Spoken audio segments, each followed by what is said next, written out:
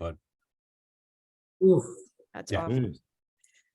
Oh boy. Well, on that note, we're going to call to order the Common Council Ordinance Committee regular meeting. Today is April 18th, 2023. It is 7:02. And I'll just call the roll that I see here. We've got Ed Camacho, Tom Livingston, David Hoovelman, Nora Nojewski-Eitner, and Josh Goldstein. Oh, there's Nora. And I am Lisa Shanahan, the chair. So that's who's here today. We have a public hearing to discuss and vote on Chapter 73, Article 1, Oak Hills Park Authority. So Brian, do you see anybody here to speak on that matter? Okay, hold on. Participants. We have one participant, Anthony Carano. Anthony, if you'd like to speak on the matter that's up for public hearing, just raise your hand. Otherwise, you can certainly speak again when we get to the other, when we get to the public comment section for the non-public hearing.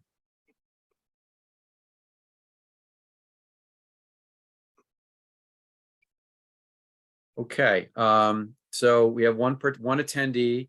Mr. Carano has not raised his hand, so I did not receive any emails in advance concerning this particular matter. That was my next question. So hearing no public comment, I will close the public hearing. So then we can now discuss and vote Chapter 73, Article 1, Oak Hills Park Authority. Mr. Livingston took the laboring oar on this one. Essentially, what we're doing is adding the Director of Recreations and Parks as a authority member. Anything else we ought to mention on that, Tom, before we? Well, we just took out the requirement that the notice be given in by newspaper. Still have to give notice. It's just not by newspaper. And that other important matter, yes, saves everybody some money. Yeah. Any thoughts, committee? Any comments before we take a vote on the ordinance being sent on to the Common Council? Yeah, I'll make that motion. Oh, David. I do have a question. Well, I was going to make the motion, so sorry. So make the motion and then Mr. Camacho can have his comment during discussion. So I move the item. I do have one question, or not really a question, just a comment. Is it already to make it now? Yep, and then we'll go to Ed. Sure. Yeah, I just think this is a good move. It's good because it's a city asset, and I think that a representative of Recs and Parks should definitely be a part of the decision making over there. So that's my only comment. Thank you. Ed, you had a question?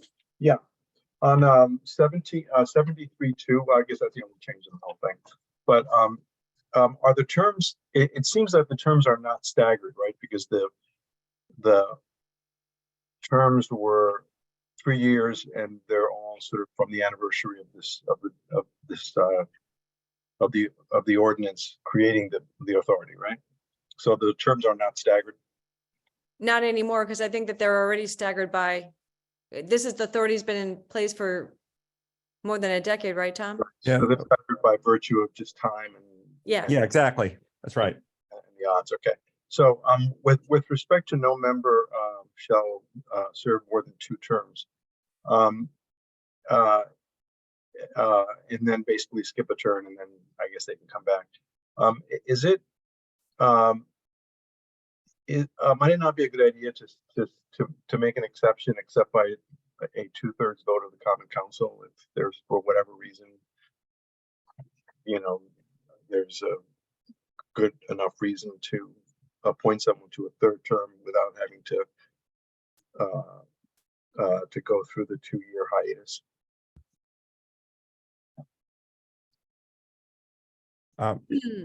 I have two comments on that. One, would that require us to go back to another public hearing, Brian? It And would feel 2, substantive.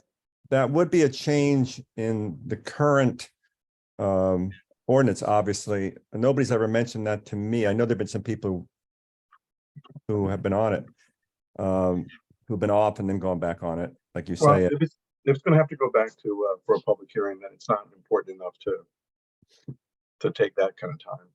So I think it would have to go back to a public hearing. Yeah, my thought would be this is not. It's in my opinion, it's not a significant change, but it's significant enough that it would require another public hearing.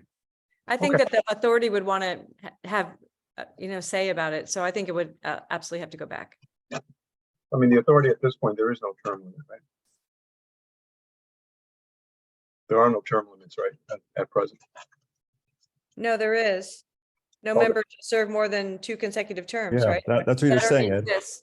But is that as presently amended, or? Yeah. Yes, We didn't change that. But I'm saying there were no prior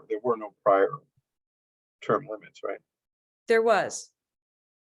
We haven't changed that, Ed, at all. No, So just so everyone can hear this. Currently in chapter 73-2A, the last full sentence, no member shall serve more than 2 consecutive terms, and after serving on the authority for 2 consecutive terms, no member shall be reappointed to the authority for at least 2 years. all right, so that was pre-existing, okay, Yes. Yeah. So let's get this one. It's not big, yeah, So are you okay with it as stated? sure, yeah. Okay, great. Any other comments from any other committee member? All right, so hearing none, all in favor? Lisa, real quick, sorry. on 73-2A, the 9th member shall be the Director of Recreation and Parks for the City of Norwalk. It looks like there are blue, do we just want comma or their designee? Yes. Yeah, thank you for catching that. I Yep. thought, It might be deleted. It looks like it is, but we need a comma. yeah. Okay. Perfect. All right, with that change being made, all in favor of moving this item to Common Council for approval? Aye, Great. That's unanimous. So thank you. That piece of business is done. Now we're going to open up the public hearing, the section for public comment. So maybe Mr. Carano has something to speak about. Let me take a look and see if Mr. Carano wants to speak, 1, and 2, whether anyone else, because it looks like, I don't know if there's more participants. I see Jessica and Darlene Young. So since we started our meeting, Sabrina Godesky and Jessica Vonacek and Darlene Young, Common Council member, have also appeared. We have 2 attendees. We also have Nicole Eady and Anthony Carano, and I didn't know if either one of them wanted to speak. If you do on one of the items that's on the agenda, please raise your hand and we will give you the floor for 3 minutes.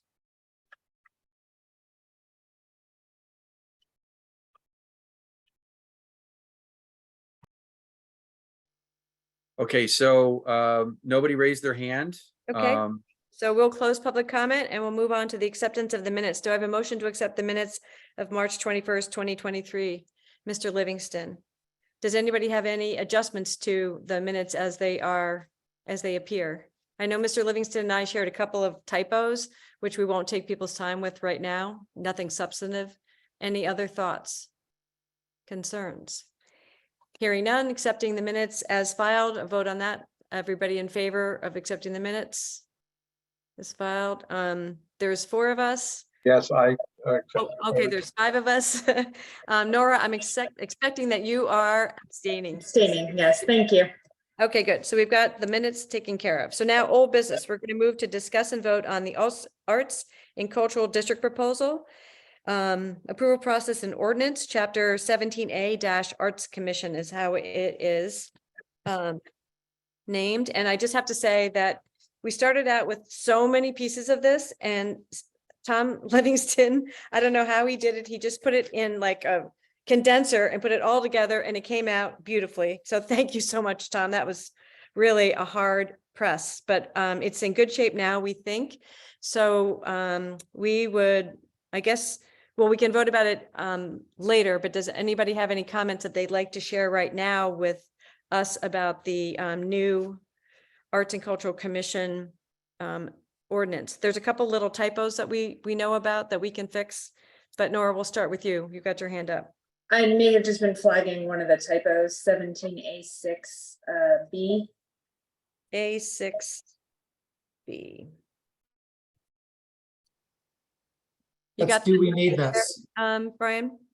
What's that? What- Yeah, do we need this needs to come out? Yep. I was saying before that I made it so it wasn't yellow anymore, but I forgot to delete it. 100%. I removed that. Is there something else in that paragraph, Nora, or was it just that? No, that was the Okay. one that I had And by the way, we decided we needed it. We decided that it was important to have, is that the guidelines part? Yeah, we want to have Yes. guidelines approved by Common Council. So No, I thoroughly support having guidelines and having them be approved, so I was all for removing the do need this and not for removing this. yeah, without the need for guidelines, exactly. And just found a typo in 17A-2 definition. In the third line, it says a map of each cultural district as so designated instead of districts. So we get rid of that S. Tom, do you want to kind of give an overview of, how we put it together? Mostly what we worked on was getting the account language where we thought it needed to be. Sure. So we had the language from last time and we went back and tried to incorporate the state guidelines and make sure we tracked that more specifically in terms of language and the guidelines, but also removed some of the either redundant or unnecessary language. That we had a long list of purposes you guys may remember last time, or not purposes, I think powers. And we took out some of the stuff that was already in the purpose, and then we consolidated the other ones to try and track the state standards. And then we also tailored the account itself a little bit. I'm going to point out a couple things here. So you get the powers and duties, and you get we added a section on acceptance of public art. And that 17A6. But the account, what we did, so what happens, we were thinking about what type of funds we were going to get and how, how should they be restricted, so to speak. So you have in 17A7, you have 17A7A1, you have funds for sponsorships and underwriting of specific events and programming within a district. Remember, this is for those money that goes for a specific activity in the district. So they're going to be, in order to spend that stuff, that money, they have to be approved in accordance with city and common council policy and procedure, which means if the ordinary approval process requires approval, it has to go through that. But we put on an exception in here for individual sponsorship or underwriting that doesn't exceed $20,000, just so that they can approve some of the smaller things without having to go through several months of approval. And then the second item, number 2, was that somebody may designate funds without any real programming behind it, but they just want to put money in to be used for the district. So that's the second category of funds received in this account.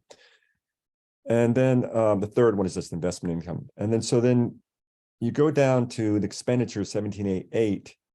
Then the first one is any funds held under 7A1. Now those are the underwriting and sponsorship funds. Those have to be expended in accordance with those sponsorships and underwriting. So somebody can give money, but you have to use it for that purpose. The second category, which is the other items, money that's just been given to the account for the district, that has to be expended in accordance with the arts and cultural plan, which the commission has to come up with, and any other guidelines prepared by business development, tourism department, and approved by the common council, right? So that's really to control how that money is spent.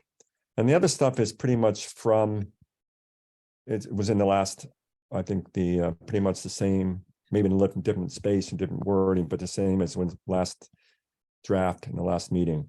Well, Lisa? the one new thing I think we did was the acceptance of public art. Oh, Because right, yeah, sorry, yeah. Yeah, so I can talk a little bit about that because I also sit on Rex and Park, and we know about the ballerina, and that was, a little bit controversial. So what we decided to do about that is first we defined it. Well, actually not first, last we defined it, but we were of the mind that there's different places where these artworks go. They could go to school, they could go at City Hall, they could go on a Rec and Park property.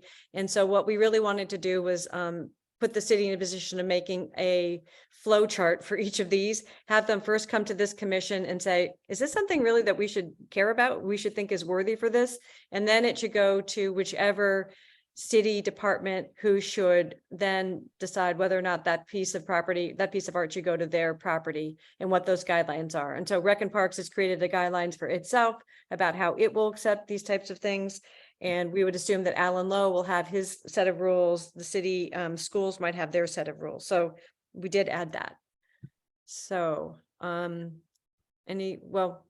can go back on that in a minute. Looks like Josh has a question, then David, and then Jess can weigh in. I didn't know if Jess was weighing in on something you were saying right now. So I don't know if Jess was Are you, gonna. Jess? Do you want to correct me? No, something that Tom was summarizing, so that's fine. I'm more than happy to let the council go first. No, go for it. Yeah, you might. I may actually have a question that might pertain to this. But I've got a couple of them. I don't know if you want to do them in order or you want me, Well, let's since have you're talking Josh- about the guidelines. Yeah. We haven't approved other guidelines before. That's a question. No, we did for the dining, we did approve, didn't we We approve didn't the? approve the guidelines. We didn't approve the We haven't guidelines. yet? We No. approved the formation of guidelines. Right. Are we? And The guidelines are administrative documents that get updated by the administration from time to time. They were not approved by this committee. I mean, they were drafted and revised and edited and by a lot of different hands. But they were not approved. Huh, I thought we said that we had to approve them for dining guidelines. Huh, shame on us. Well, I guess the question is, what do we want? Yeah. I mean, And it that is- was, yeah, that was related to the question that I had, because I know that for the other, and it will pertain to your next item as well on the agenda, but for outdoor dining, we did not approve the guidelines. We worked with you to bring the ordinance and the guidelines through. And we can do the same here. We actually have the guidelines drafted, so we can do the same here.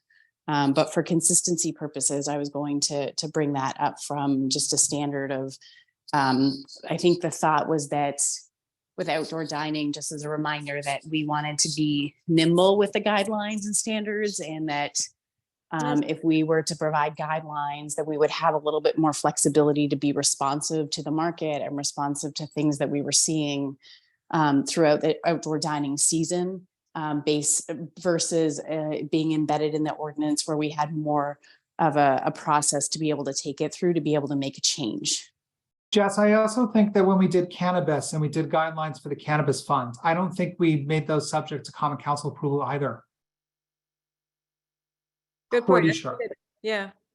You might be, you were probably. I right. thought, okay, that could be the case. I can go back. We could- We don't need to do it. So.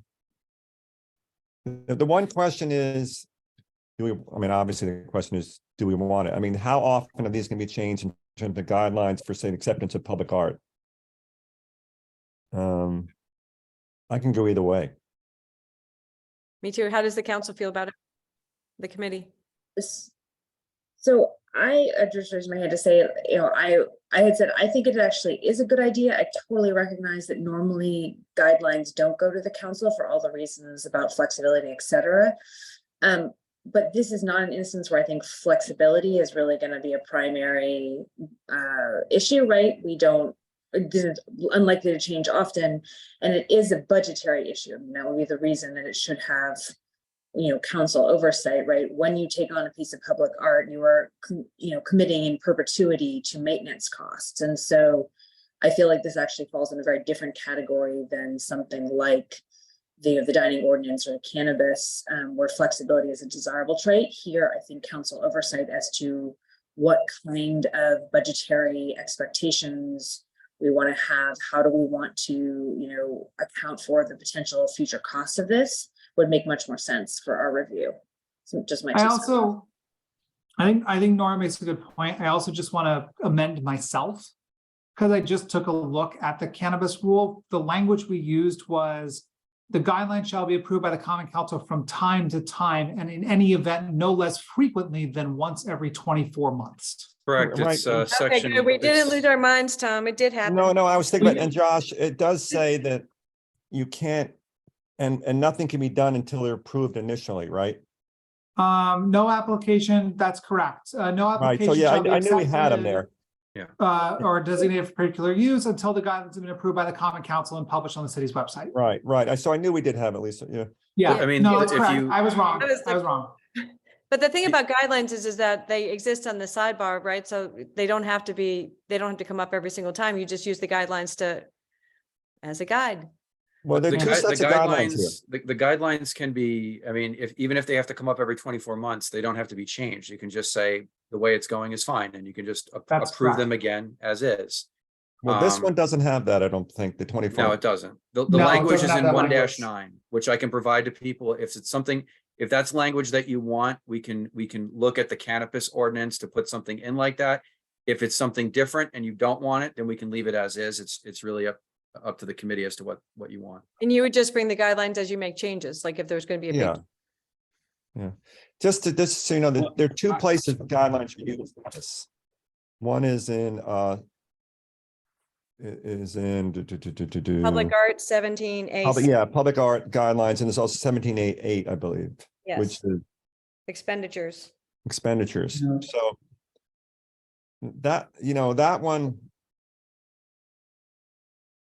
I kind of, well, I wrote this part, so I kind of think that to have it, but I don't feel that strongly about it. Can I just jump in really quickly? So any piece that we're going to get donated to the city, the mayor's gonna have to execute a contract, so it's gonna have to come through council regardless.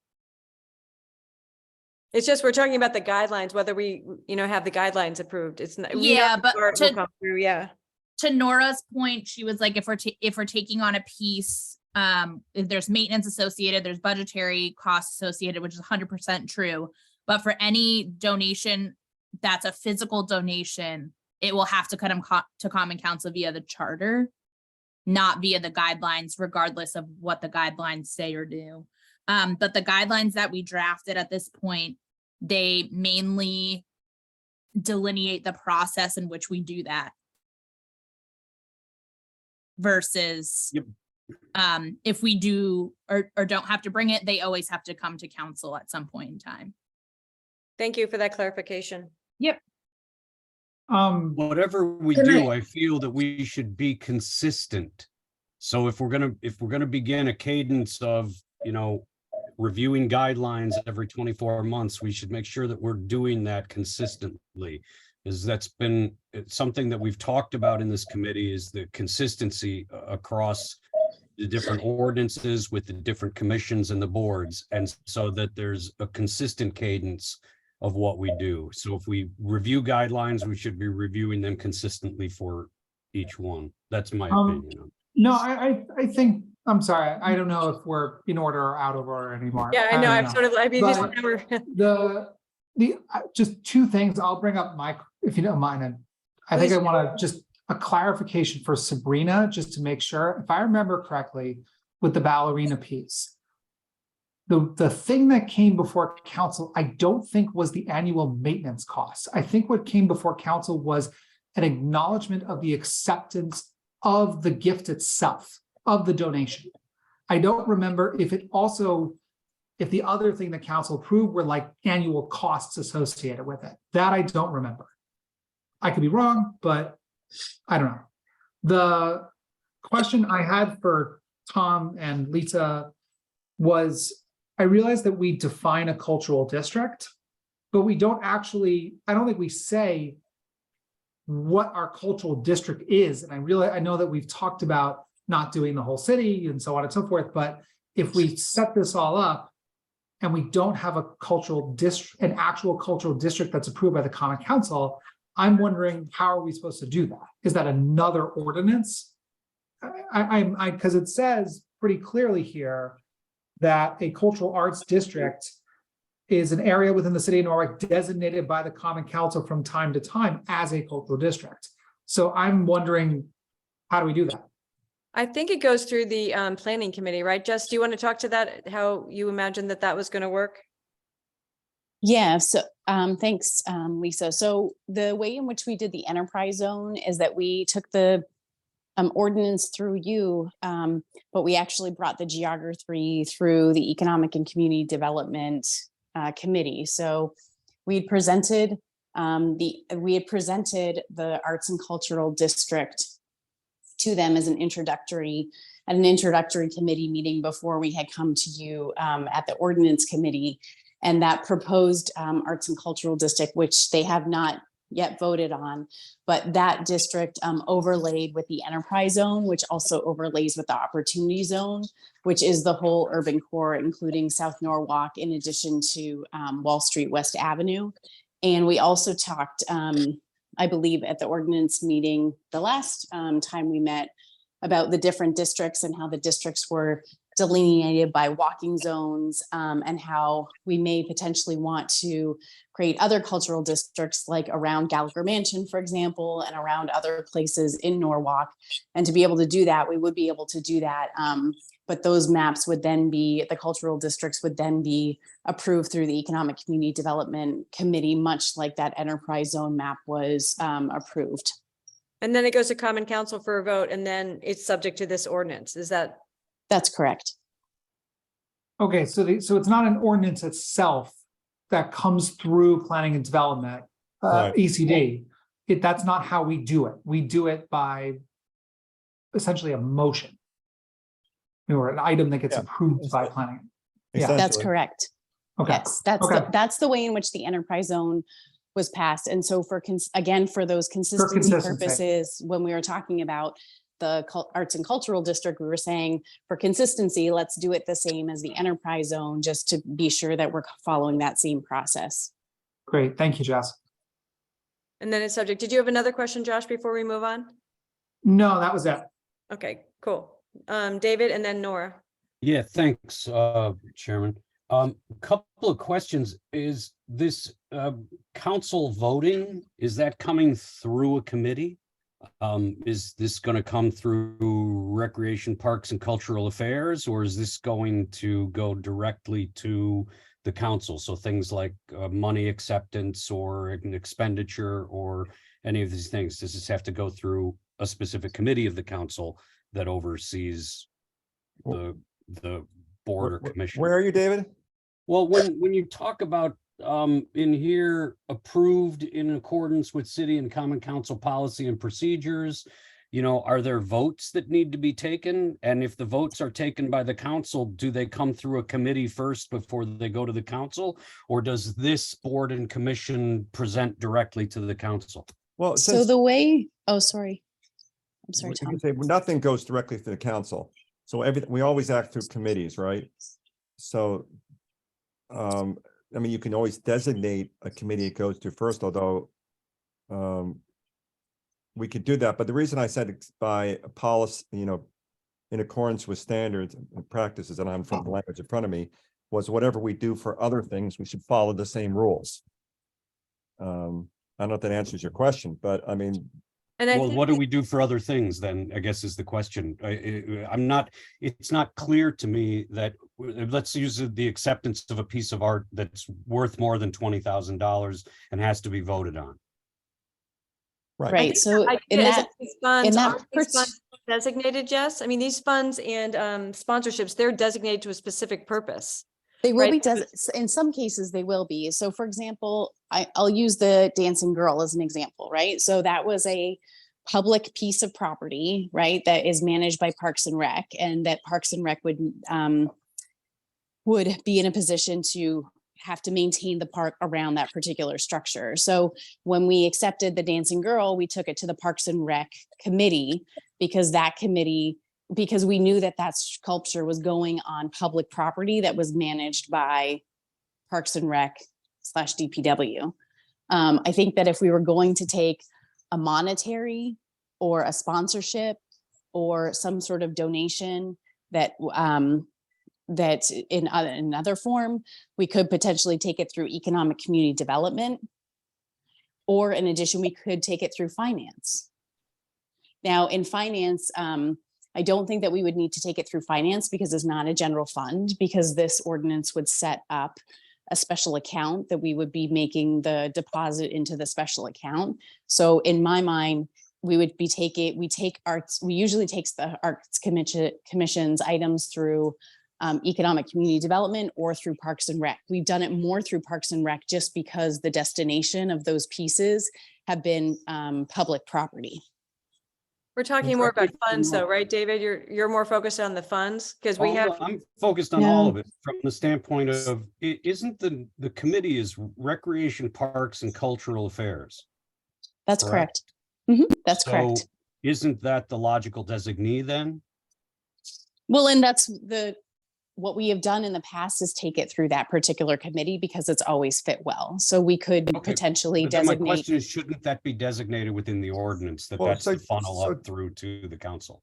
David, if I could, just, that's fine. I think that, I mean, the reason I had the language like this is to give flexibility depending on what it is. I mean, when you look at common council, two things, there's city and common council policy and procedures. In terms of city, we're thinking about things like what the charter requires. What type of approval process might be in our charter, what might be in the financial policies of the city. That's on that side. On the common council policy, if it is the council policy that this acceptance of gifts should go through Parks and Recs, great. If it's the policy that the designation of cultural district goes through ECD, fine. That's the reason the language is written the way it is to give flexibility. That said, if the committee wants to do, or the one committee, that's fine too. But again, it was written this way to give flexibility to the council to decide how it wants to act. Okay. Can fine. I make one go ahead. additional comment? Sorry, guys, that I'm weighing in so much. From an operations standpoint, the flexibility is very helpful because these committees only meet once a month. So for example, if someone wants to give money to the holiday celebration that happens in Sono in front of 50 Washington, and they decide that they only want their funding to go to that event, and they decide 10 days that they're before that event that they're going to give us funding towards that, and we don't have a committee until 10 days after the holiday event happens, then we don't have a mechanism for actually being able to take in the funds or be able to seek the approval. So if we have flexibility, then from a staffing operations standpoint, we could potentially take it through finance or economic community development or Parks and Rec, arts and culture, or one of the other committees. So that actually gives us a lot of flexibility where we wouldn't want to say we can't actually take your funds for the event because we can't fit it into the calendar. And the tipping point's $20,000, correct? Up to that point, you don't have to bring this through committee. Correct. Okay, that's fine. It was just a question that I'm asking about, operationally, policy-wise, definitionally, that we're clear on that. I had one I think other. that's a good discussion. Thank you for bringing it through. I have one other question, and this is when we're talking about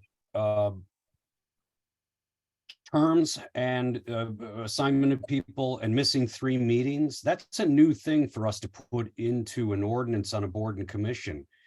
I happen to like it. Is that a cadence that we want to pick up moving forward in other commissions? Is that something new, Tom? It is new. Jess recommended it. I should note that that's one of the things we're looking at for the charter revision as well. Not necessarily this language, but a procedure to remove members, because we do have a number of situations where people don't show up to meetings. I applaud it, and thank you guys for thinking in those terms. And I think that we need to look seriously at that, because we do have some boards and commissions that have fallen by the wayside because of lack of participation. And I appreciate you guys thinking about that here and moving forward. So And that's there's Just definitely thought about it. Yeah. Yeah, just brought it up and it's a great idea. So. So thank you. So Nora's had her hand up forever. Thank you, Nora, for being patient. Oh, no worries. Just a couple of things, which at this point are sort of treading some territory we've already covered, but I do want to loop back to. And I think this, like everything else in our lives right now, overlaps with the charter discussion to a certain extent. But I very much understand Jess's point about flexibility and the value of that, particularly with our sort of rigid, calendar situation.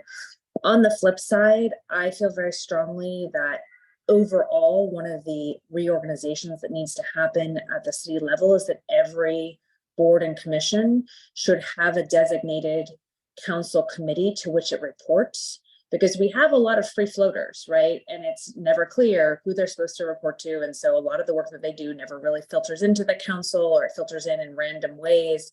And I think it would, as a general governance matter, we would benefit from each sort of board and commission having a committee that kind of owns it and cares for it and hears from it and connects with it and really brings this work into the larger work of the city. And so I think, that's something to really think about in this instance and going forward. And I've made that recommendation already to the Charter Commission that they consider putting into the charter requirement that every board and commission be sort of given a home of some sort.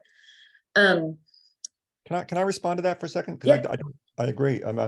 Just two things. One, hopefully the charter language you'll get to see and it'll have that point in it. But for this one, this is a little unique, right? Because you have Sabrina and her department, and Jess' department, business development and tourism are really monitoring this on the one hand. Yet you have the situation we talked about, like the Parks and Rec and Cultural Affairs on the other, which isn't necessarily involved in some of this day-to-day stuff. Jess, you may want to comment on that. I mean, I hear the point, Nora. I think it's a good point. I struggle with this one. But Yeah, that's and all. I should just to point out for everybody's focus, 17A4C says the business development, tourism, other department designated shall provide administrative support. So it does have that tie-in, Nora, that it's at least plugged into a city department that is overseeing it. Lisa, Right. just to jump in real quick, I just want to welcome Nicole Ayers. Oh, hi, Common Council Nicole. Thank you member, for joining. has just dropped in as well. Sorry to interrupt. Yeah, no, and it I was- think, yeah. yeah, and I totally recognize that, but I also think one of the things we're going to find quite quickly is that a lot of our boards and commissions are interdisciplinary or multidisciplinary or don't fit neatly within our council committees. And in some instances, this may be again, a longer term push for us to think about whether some of our council committees need to be a little more broadly defined or thought about, in terms of who covers what. And I don't think we need to resolve this necessarily for tonight. So I don't want to, I do get Jess's point about flexibility. And again, this gets into larger questions about the charter having room for flexibility, maybe being a better solution in the long run. The second point I wanted to come back to is this question about the guidelines, and in part because this is going to come up in the affordable housing conversation in just a few minutes. So I do think that it would be helpful for us to, as a committee, start thinking about, because we do want consistency. And I think there are two different kinds of categories of guidelines, or maybe three. I think this is going to be a question we should talk about with the affordable housing too, because affordable housing has the guidelines proposed by this department and then approved by the Affordable Housing Committee, but not by the council. But the council then has to approve the final grants that would be given through the money. So, I feel like there are guidelines that truly are administrative guidelines, and those should be left to the devices of the office. There are guidelines that are setting big policy pictures for the city, and we want the council to approve them because the whole point is we want to have input as a council before the city departments go to work, right? I take Jess's point that then each individual item comes to the council for approval, but the entire issue is that we want to provide guidance before they start accepting things, right? And so it's extremely important that the council have input into those guidelines before the departments start their work on an individual piece. And maybe part of the issue is that guidelines is maybe we need different terminology. Maybe guidelines means when it's created by the department, it's flexible, it's regulatory, it can be changed by the department at any time as things emerge. Maybe it is, I don't know, what a term of art would be for, but maybe it's, guidance or, policy when it's something that needs council input beforehand. So that again, so I think that that's an important distinction and difference, and we should hang on to our authority when we need to kind of be giving more input going forward. So anyway, I just want to flag that because we're about to talk about it again in 5 minutes. And I'll be interested to get people's thoughts on how we structured it in the affordable housing ordinance and whether we now need to change it, that it should go to the council as well as just the committee or not. So your view on this would be that the guidelines that we approve for acceptance of public and for expenditures for the cultural district should be approved by Common Council. Is that? Well, the- so that's what I think is interesting. I definitely think the public art ones need to be approved by the council, right? That's a big policy issue. It's going to have consequences. And again, as we said, across multiple departments from multiple pieces of art. And we really want to make some decisions about the big picture before the departments start considering individual issues. I think it's an interesting question. And the question about the guidelines for expenditures is the same question we're going to have with the Affordable Housing Commission. So, you know, do those need to go to the council as a whole, or should they be handled just at the committee or commission level? Because I do think we want some guidance to be given to the departments, right? Before the department's making decisions. That's the whole idea. But do we want the council to weigh in or not? And we might want to. I mean, as you know, I'm a big fan of the council having more opportunities to provide input before processes get rolling. I think that one of the, you know, problems with our charter structure is it just keeps putting us in a position where things don't come to us until the decisions are already made. So I think it potentially might actually be really good for the council to have to review and have oversight over the expenditure guidelines as well. But it should be consistent. If we're going to do it for the Arts Commission, we should do it for the Affordable Housing Trust. We should do a fund. We should do it for the Cannabis Fund. Or it should be at, you know, like we just need to do the same thing every time. Gotcha. David, you got your hand raised, or like Tom, do you have a comment in? Yeah, I just want to respond to that if I could. David, I don't know. I don't want to cut you off. I think you. Go ahead, Tom, respond. Okay, so no, I think that you're making a good distinction. So let's take about the guideline about the public art. I think something Sabrina or maybe Jess said. It's going to go to the public art's going to have to go to the mayor and common council anyway. Is this a place where the guidelines don't need to be approved? I'm thinking in terms of like jumping ahead to what you, because the acceptance is going to be approved ultimately by the common council and mayor anyway. Is this an example of that?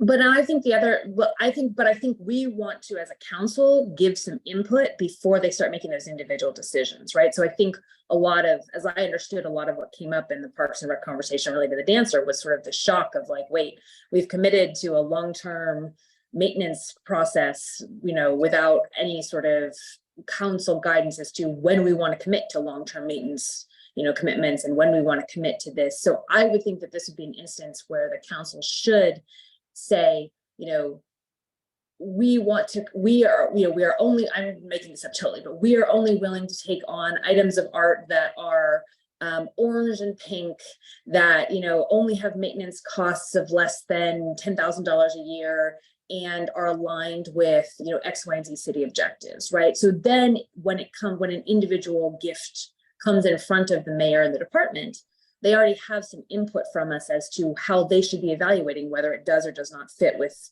the city's objectives. So that then when they then send us the request to approve, we're not saying, wait a minute, we don't agree with this, but after you've already spent all this time talking to donors and expended time and energy, right? We want them to have some idea beforehand about whether we're likely to approve it or not. I think, so that's why I feel like this is the kind of policy that, again, it doesn't change often. It's not subject to a need for, you know, on the ground adjustments based on, you know, feedback from local businesses or whatever, in the way that, for instance, the, you know, outdoor dining guidelines would need to be. And we really want the council to have an input so that things aren't coming to us where they're essentially decisions are made and we're just rubber stamping. But, okay, it sounds like David has a comment on that. Looks like. Yeah, I'm just curious then, and this ties into my question. This is 17A5 A3, which is develop and manage an arts and cultural plan.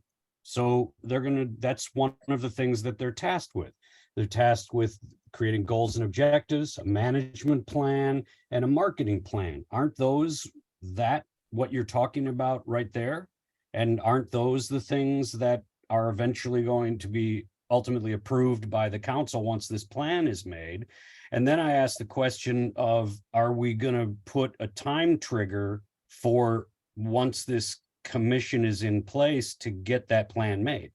You know, because I've seen boards and commissions that have been tasked with things, and I've sat on committees, you know, in the course of my life where we've had a great plan to do something and it never got done because there was no time trigger. So I'm wondering if that needs to be put into this. But isn't that plan that you're talking about, so that we know what the plan is? Well, the arts and cultural plan is required under the guidelines, right? The state guidelines. State guidelines. Right. But that's my point, isn't it? And then we have to do that. It's going to reflect what we choose it to reflect for our city. Well, the commission's going to develop it, right?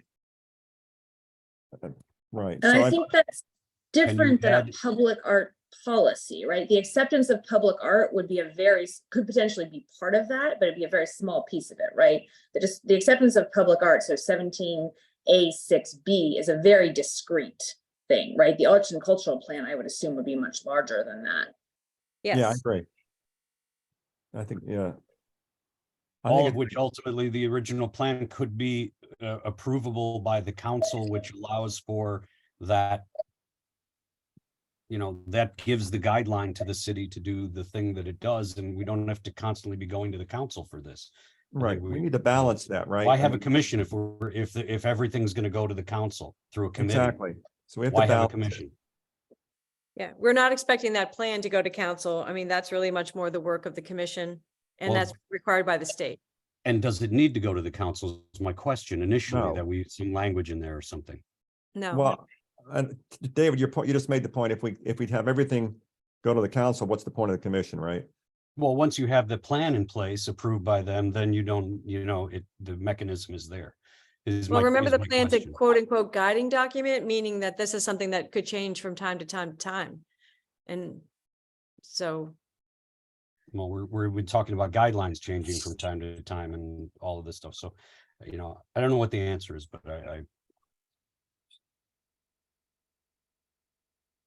Jessica, Well, you might right, and I want to, think, looks like you do. I guess I'm having a challenge trying to understand from an operations process standpoint how this would look, right? Because it's sort of like I think the point is that the Arts Commission uses their professional art appreciation and their expertise to be able to identify what they think is of value for the city. And then they advise and make a recommendation to a committee, which then makes the motion to vote to accept the piece of art based on the information that we put forward, which often goes through Parks and Rec because there is a maintenance piece to it. And there is also a piece that it ends up in a public space. And then the Common Council has an opportunity to be able to learn about that piece and then vote as a full council. So I'm confused, I think, on what the process would be based on what we're talking about as far as sort of like, does that cut the Arts Commission out and just put it straight to council? Or like the commission is making a recommendation based on their professionalism and expertise as artists. And then the council is making the decision, I think, on more of the monetary sense or the long-term commitment of the actual piece. And so that in my mind is how it works. I'm confused a little bit on how, if it was to change, what that process would look like. I think that's the process that we wrote, just as you described it.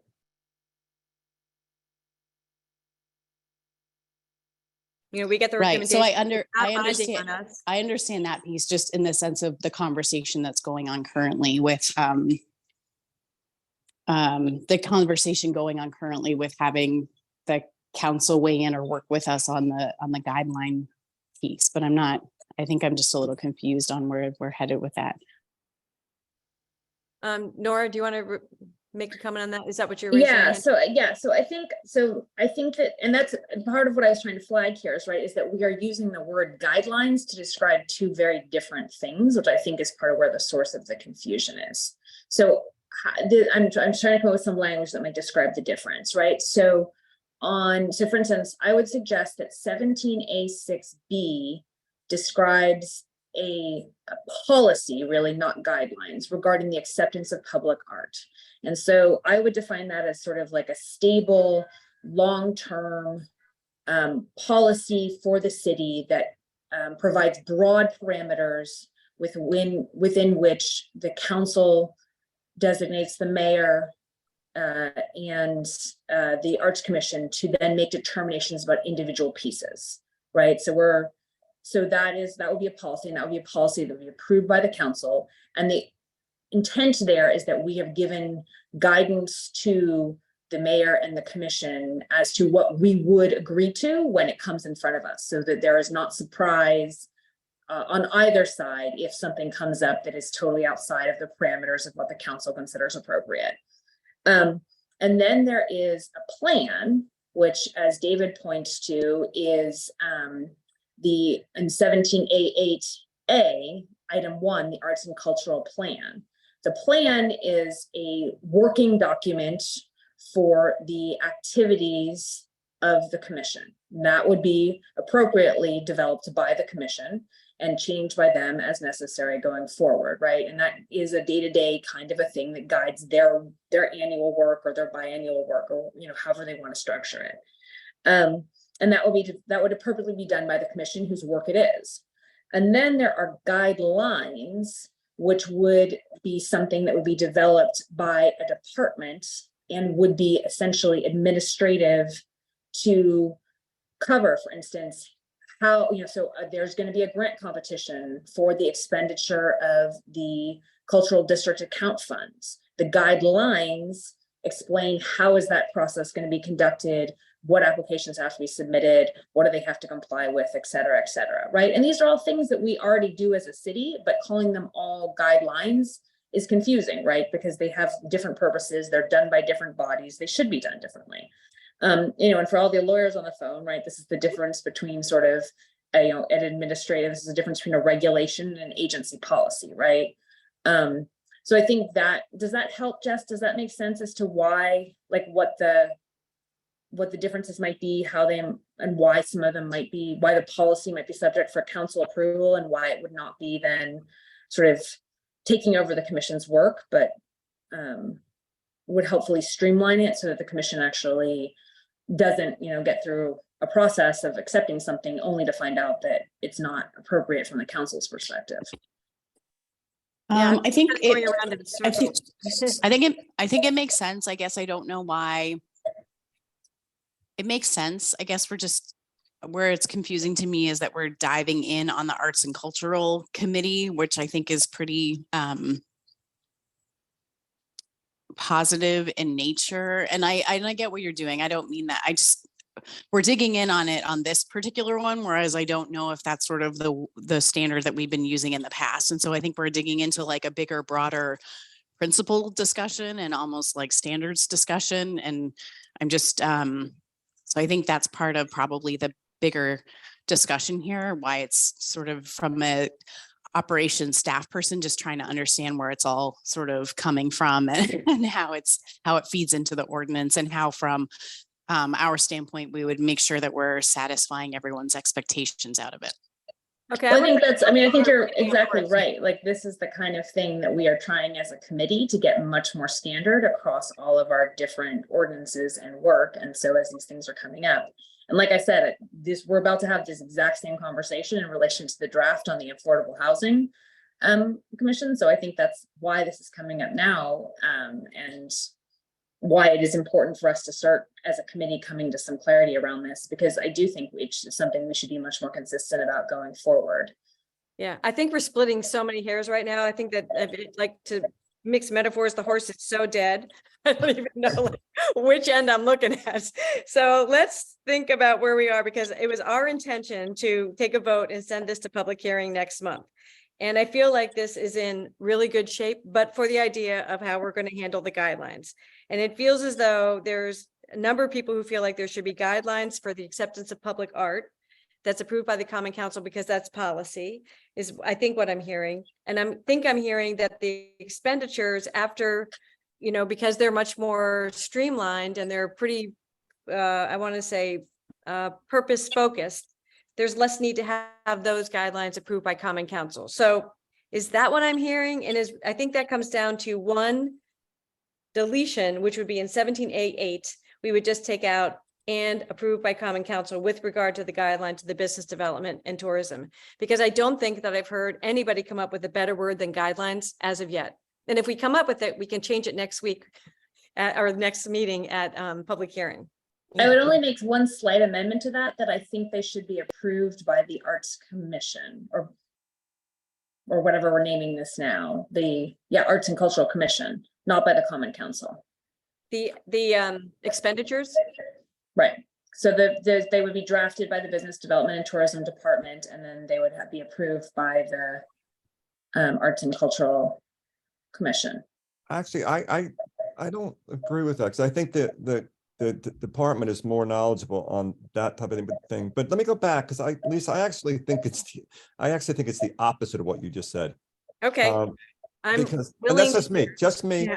On the public art, I'm convinced by some of the arguments made that, and Nora, I hear what you're saying, but I'm convinced that since the council has to review this and approve any sort of public art that's given, they don't, I mean, I know what you're saying. There can be guidelines, and I know what you're saying, Nora. I just don't want to put more work on everybody.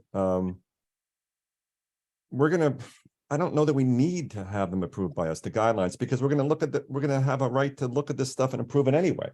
So you're know thinking you're that we're saying going to we'll make save a a step. decision with regard to each piece of art anyway? And so if you have guidelines, we might want to make exceptions to the guidelines because this piece of work is so important, or? I mean, that's one argument, right? I mean, I hear the point that it sort of lays out what we are expecting to come up from the commission.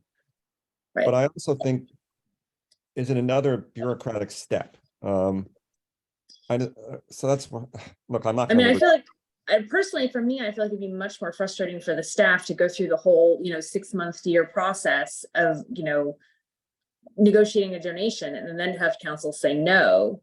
I mean, I feel like this is actually a problem we encounter a lot on the council, right? By the time something comes to us, it's the water so far under the bridge that we say, fine, we'll deal with it because we don't feel like, we don't want to undo a year's worth of staff work.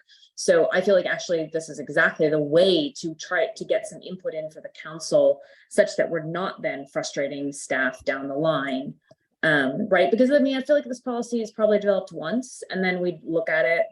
I mean, again, this is not something that's probably going to change a lot. So develop it once and then, in 4 or 5 years or in 10 years, it comes up again. I don't know. Yeah, I hear you. I don't know. That's sort of my. So Josh I- and David and Ed, weigh Well, in. before, Lisa, let me just finish Oh, my you're last the thing. I first, was, sorry, yeah, this guy said a two-part, flipping around what you said. good, yeah. My feeling was on the other part, 8A, is anytime you're dealing with money, there's another reason that the guidelines should be approved. That was my thinking on 8A. That's why I'm flipped from what you said. But listen, I'm not going to live or die on this, and maybe we should put up whatever maybe we should be able, what Brian says that we can put in and that we can change without going back to public hearing again. Most Yeah. restrictive. We can all think about it for a month, but Ed, Josh, or David, any thoughts? David, Mine- I mean, yeah, my one thought, if we have it in one place, some guide, some plan, some regulation, however you want to word it, from the administrative standpoint.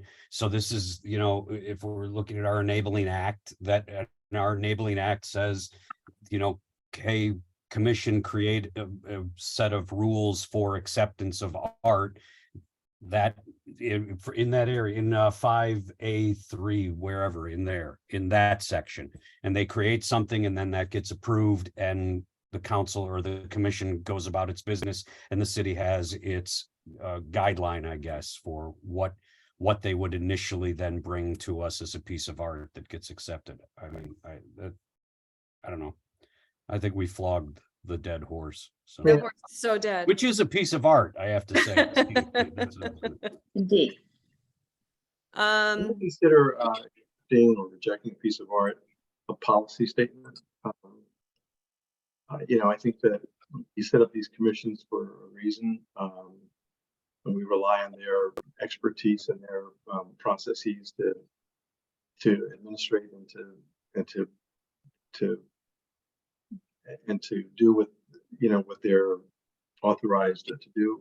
I don't know that the common council needs to be involved in that. Once we've created the commission, I think we need to trust that the commission, with the people that are appointed to it, are going to do what's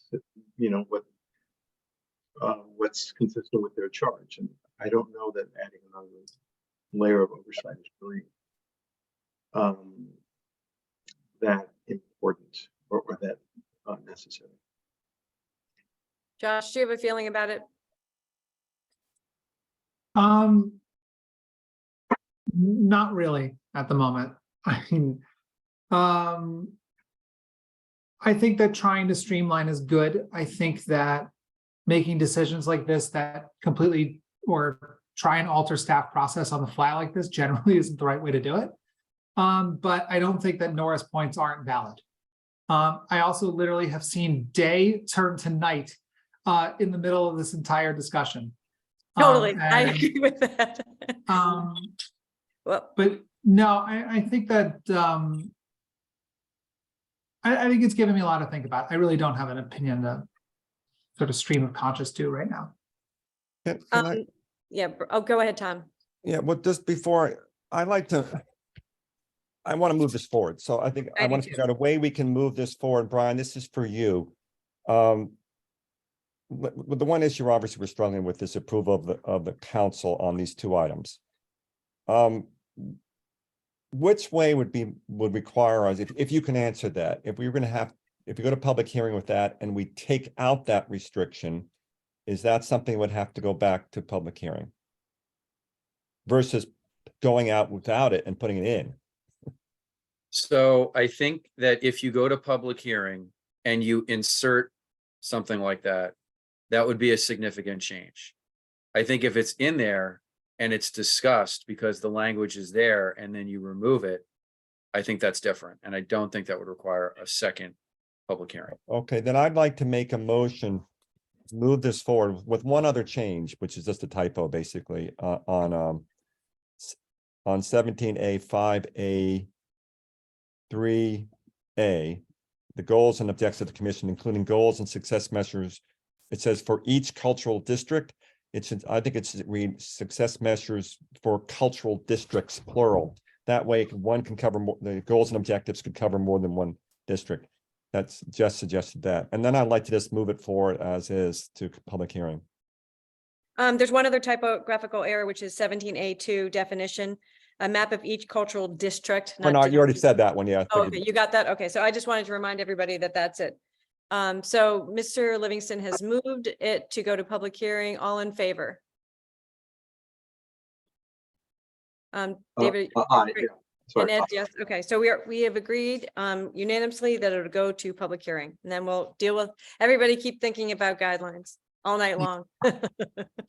We'll come up with a new word for it. All right, so we're now going to move to the affordable housing ordinance, and we get to turn this over to Ms. Ayers, and Nora will be back on the post on this one too. So thank you guys for coming tonight, and Steve Kleppen, I'm sorry that you had to listen to a lot of dots and T's getting crossed, but thank you for waiting it out. Thank you, Madam Chair, and good evening to the Ordinance Committee. I just want to start off by saying that I am dealing with a personal issue with one of my parents, and I'm going to have to jump off. So please, I'm begging your forgiveness right now, but it is a dire issue. But Nora, as well as Darlene, will be able to finish the discussion. I will stay on as long as I possibly can, but if I jump off, it's because I have to jump off. So let's talk about affordable housing. The document before this committee tonight is a document that the ad hoc affordable housing and sustainability, the ad hoc affordable housing committee has worked on for the last couple of months. And it is a working document.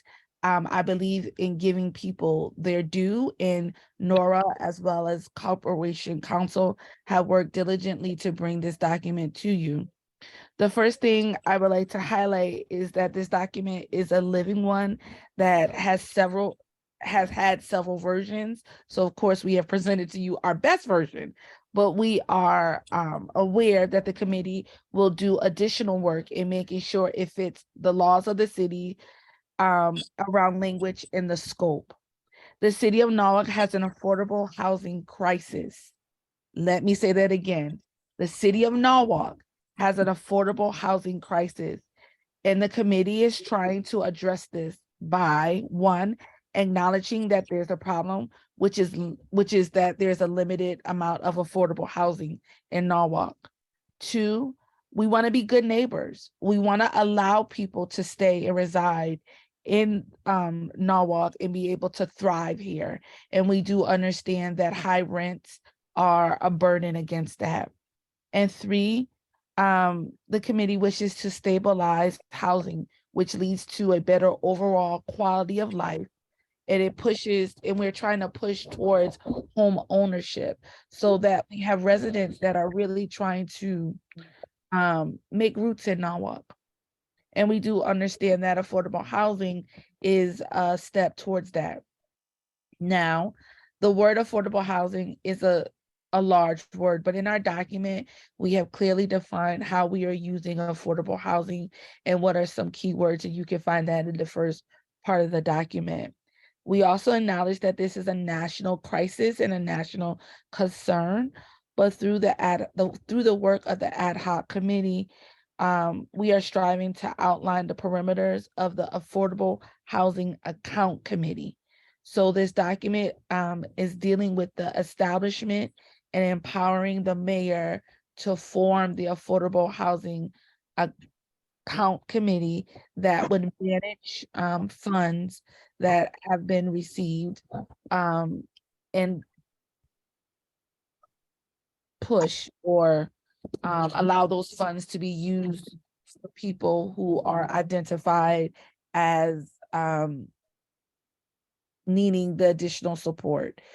We do know that this is a beginning step, that there is some other work that the committee will be doing. We are also meeting tomorrow and receiving some presentations from city workers about what the city is doing to try to address affordable housing.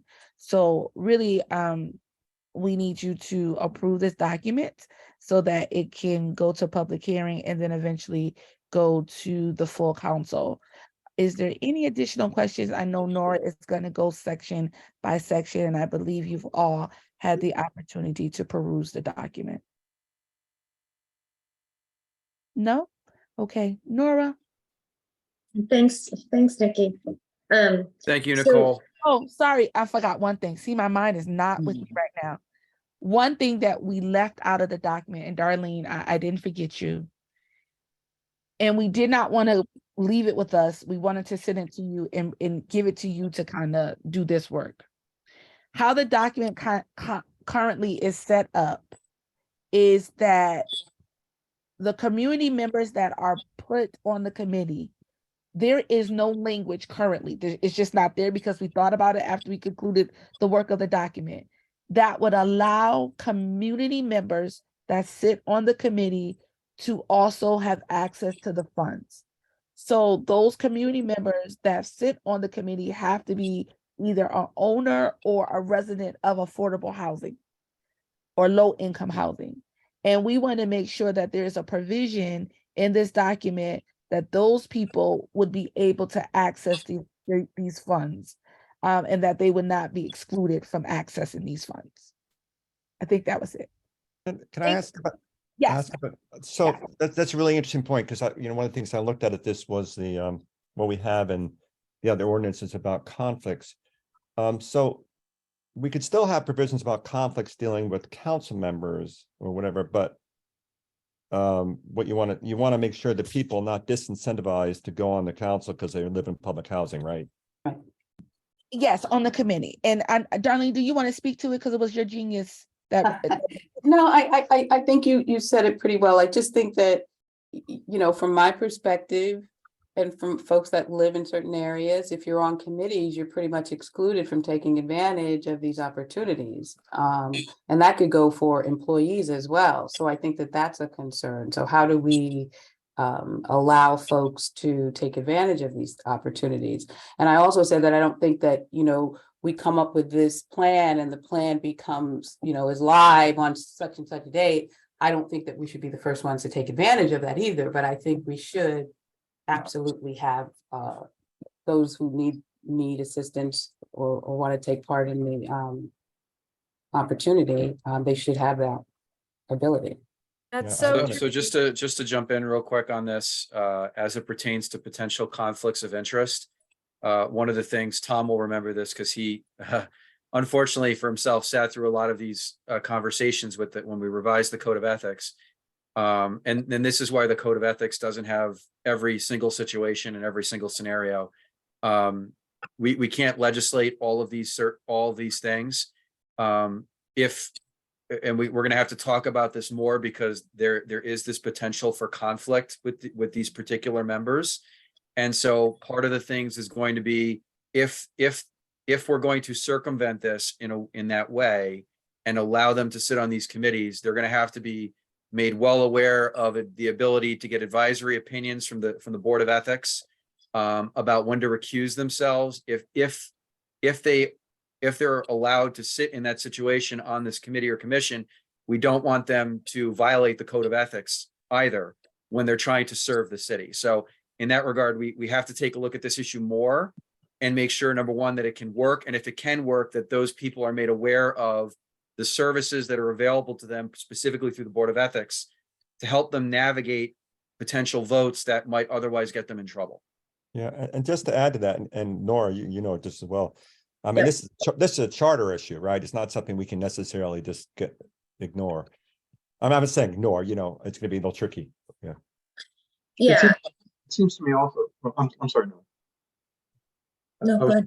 I was just going to say, it seems to me, because we're dealing with, by definition, a limited resource, a limited sums of money from time to time, that I don't see how someone who is on the committee or commission, on the committee can possibly have access or can vote, can vote on any thing, because their vote is going to be in conflict with their own interest in perhaps receiving a grant or some money from this account. So I just don't see how that works. So I'm not suggesting that anyone would be voting on something. I think we have to use our common sense and recuse ourselves. But if there's no way to do it, then there's no way to do it. I'm not suggesting that any person on a committee, subject themselves to that, or the city. That was a question posed.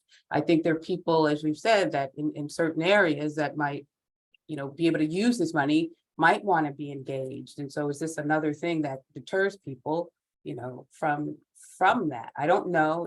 It was a question, and it would be great to get some perspective on it. I mean, I get it. That's not a position we want to put anybody in.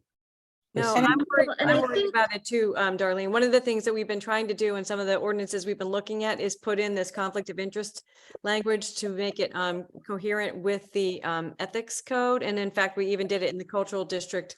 If anybody wants to look at that language, because we happen to have it handy, it's in 17A8C. So I do see Ed's and Tom's issues pretty clearly, and it would be very difficult to write that in such a way, really to protect the people on the commission from accusations of self-dealing. It's pretty, I think it's tricky to draft, but So, but part of what I want to raise here, that's just, well, it might be helpful to come back to this issue after we've gone through the ordinance, because I think this ordinance creates a lot of space for very different possible uses of these funds. And so in some instances that could create a situation where, if there is a decision by or recommendation by the Affordable Housing Account Committee to allow individuals to apply for these funds, there could be a direct individual conflict, which they'd have to recuse themselves, and no question. I think but one of the other possible use of this fund is much more directed at sort of large scale projects. And in that instance, I think we would need to Brian's point, there would need to be input from the Ethics Commission, for instance. If you live in a housing development of 200 units and your housing development is applying for funds, there are exceptions in the codes of ethics for general benefits. And so anyway, I think we're putting the cart before the horse here. There's a lot of thinking that will have to go into the development of how this affordable housing account is being used before I think we can even really determine what possible conflicts might arise. Exactly. That's why, No, I mean, we've interrupted Nora's you. right, We they're can all let- fact specific. All these situations are fact specific. And it's not just, I mean, they're like Nora said, there's a lot of different ways to spend the money or how to implement those funds. But again, there is a potential for this, and so it is going to be an issue that has to be dealt with at some point. Right, and particularly when you have city employees that aren't on committees that live in areas that might want to take, no matter where they live, may want to take advantage of that. So what does that mean? I work for the city, so I'm immediately excluded from the opportunity. I don't know. And you'll see when we get further down to it with the makeup of the committee, we initially had the Norwalk Housing Authority or the Norwalk Redevelopment Agency on the committee. Mhm. And we decided as a committee to remove them because they are highly likely to be applicants and for these funds. And we decided that ultimately it was silly to have members of the committee who would have to recuse themselves on, every major Right. application decision. That was just not going to be productive. So this is just, I think this is going to be an ongoing situation that's going to have to be thought through as this committee kind of develops over the next few years. Well, Nora, and we would why don't you get, discuss that I feel like we hijacked you on this and took the we took the focus away. So do you want to start at the beginning and we'll, kind of go Yeah, through? I think right. I think these issues will be a little clearer if we start in the beginning and go through. And again, I think the point that Nikki made that's important here. This is ultimately this is a relatively narrow ordinance. This is not intended to sort of solve affordable housing in Norwalk. This is very specifically really to deal with a particular source of funding, which Steve Kleppen so graciously is here in relation to, which is under the Norwalk Workforce Housing Regulations in the zoning regs. There is actually specific funding for affordable housing that developers are required to pay in certain instances. And that's what sort of triggered the goal to have a revolving account dedicated only to affordable housing that would sort of hold these funds and allow us to kind of gather them and do something substantial with them. So that was sort of the triggering event here.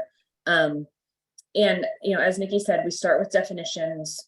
We have developed a definition for what affordable housing is that aligns with definitions we've found elsewhere in the state, that aligns with grant programs and things that we might be seeking. Because again, one of the conversations we had around this was that this could potentially be a source for sort of last mile funds. So the city is applying for a grant, we need a matching 10%, or we need a matching, X amount. And this would be, potentially a way to provide those kind of funds to allow the city to seek other grant opportunities. We then have a preamble here that I think, we really tried to recognize, as Nikki said, what really are the goals of providing affordable housing for Norwalk, the importance of acknowledging the history of it, the importance of not acknowledging the racial component, the discrimination component, but also the future looking component, the impact that it has on the city's sustainability and our resilience to climate change, acknowledging the importance of both renting and home ownership, and really trying to seek to achieve both of those goals for the city. We then established the Affordable Housing Account Fund, which, if you look at this sort of provision here, and we went back and forth on this at great length, but the committee decided that really this account is for the hard costs of building more housing, or maintaining and repairing housing. But this is not for soft funds. This is not for sort of for studies or plans or anything else. This really is a goal of getting more units in the city. And so we limited it to words or purposes that kind of are geared towards, having more units. And then we established the committee in 1-2, and it's a 7-member committee. As I said, we spent a lot of time going back and forth about who to appoint, in part with this goal of sort of avoiding conflicts as much as possible, but also getting valuable staff input. And so it is 2 council members, a staff or an employee or a commissioner from planning and zoning, and a staff employee from the Department of Health and Human Services. And then 3 Norwalk residents, at least one of whom owns an affordable housing and at least one of whom rents affordable housing. And then, in the duties and powers, and this gets back to the guidelines. Like I said, that's why I was sort of talking about this so much, because this is coming right back up here. So we have the committee reviewing, revising, and adopting affordable housing account expenditure guidelines that are prepared by planning and zoning. And then reviewing applications for expenditures of fund that are in accordance with those guidelines. And then preparing and presenting an annual written report to the council regarding the balance on the affordable housing account and what the expenditures that were made and the status of each project that was funded. 1-3. Nora, can I interrupt for 1 second? Yeah. Nora, Yep. sorry, I have some other questions, but I just want, because you said Yeah. this. Who approves those? You said they review it, and I just from what you just said that minute.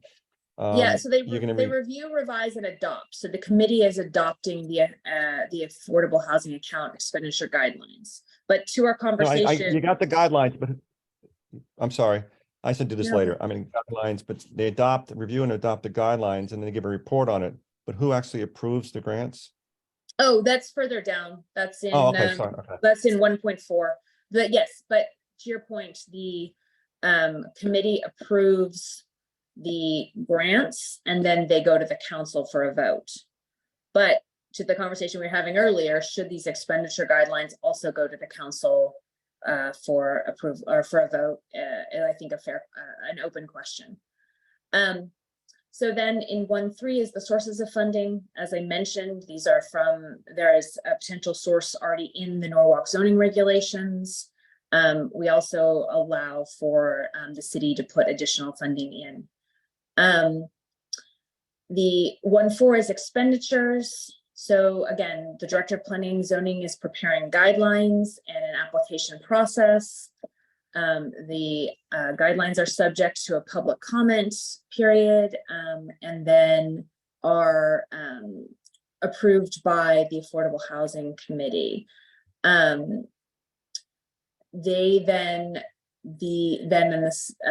Once those guidelines are in place, then applications come in.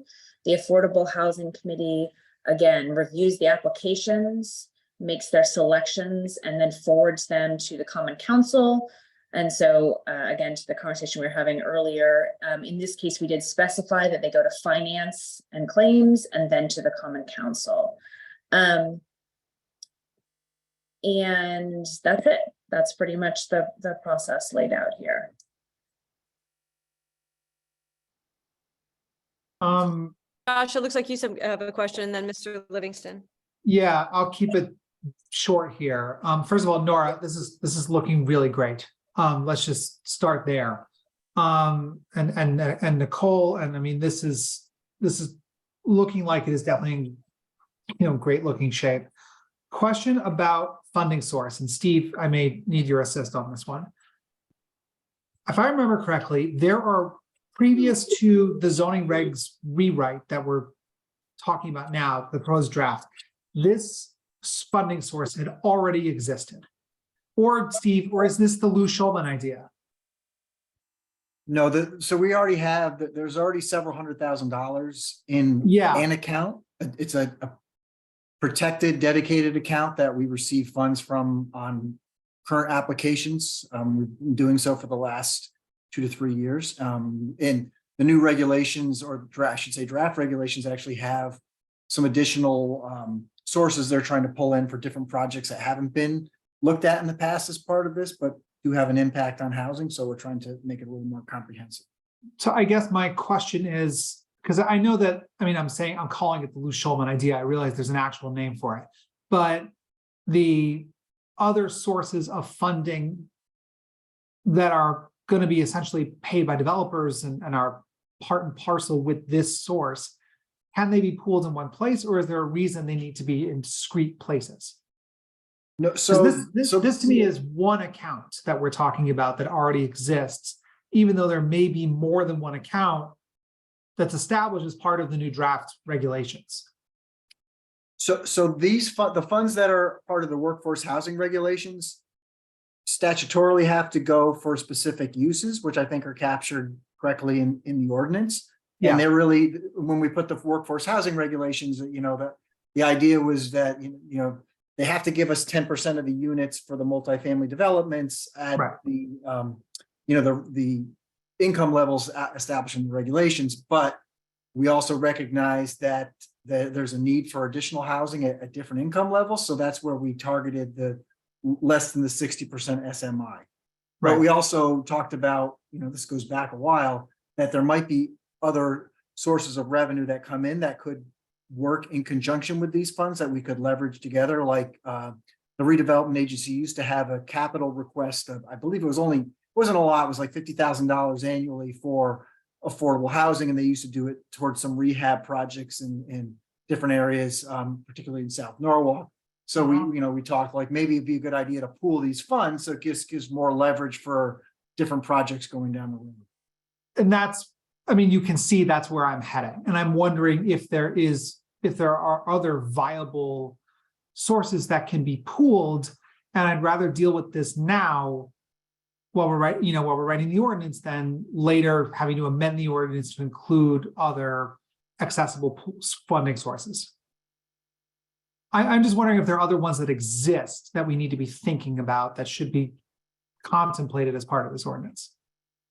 It's definitely possible that you could receive grant money to do something, leveraging funds is pretty common with these kind of projects, as well as, anything like an open space purchase, anything the city can pool, plus what the funding source pools always goes a long way. So as far as I'm concerned, it's fine. I think the only thing you'd have to be cognizant of is if you're mixing the funds, making sure that the funds go to the appropriate location and don't do anything Absolutely. that conflicts with the statutory language.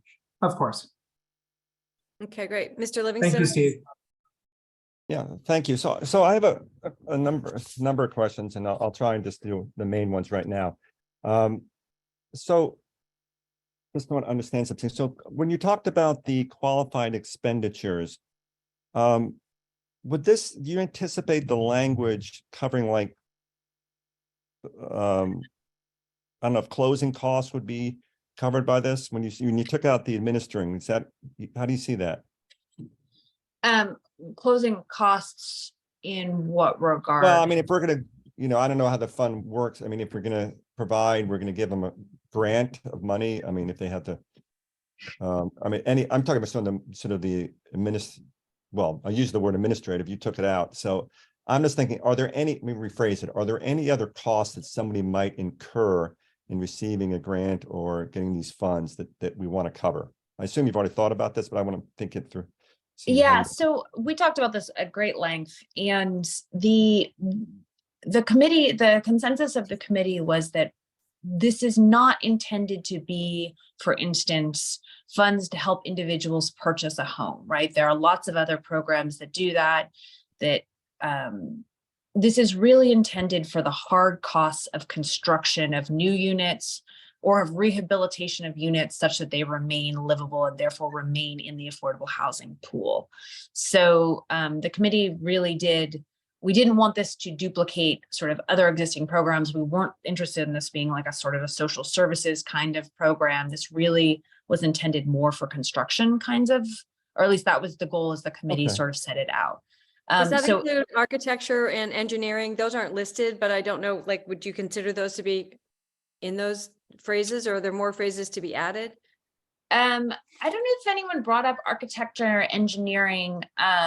I would sort of think that would go potentially into the constructing of, but if, Steve, do I you mean, need? to again, I think separate that would be those? within line of with the committee's sort of goals, if those are phrases that, and again, I mean, I defer to Nikki and Darlene as well, but, Steve, how I does? think that would be in line with the goals that people had laid out. Yeah, my experience in the past, kind of administering one of these is that those costs were viable costs because, for example, say the housing authority had a project they were interested in, but you know, the architectural fees were several $100,000 and, you know, they could get costs for the construction through other venues or other programs, but they couldn't obtain, needed the funds to handle that piece of it. They would request a drawdown of funds for that purpose to handle the architecture, engineering, or whatever attorney fees that were associated with that particular phase. Could we add those just to make it clear? Yeah, I think I'm not interested in that. I think that that's not the best use of money because we often do this. If we're really talking about providing housing for people who are struggling, who profits from that?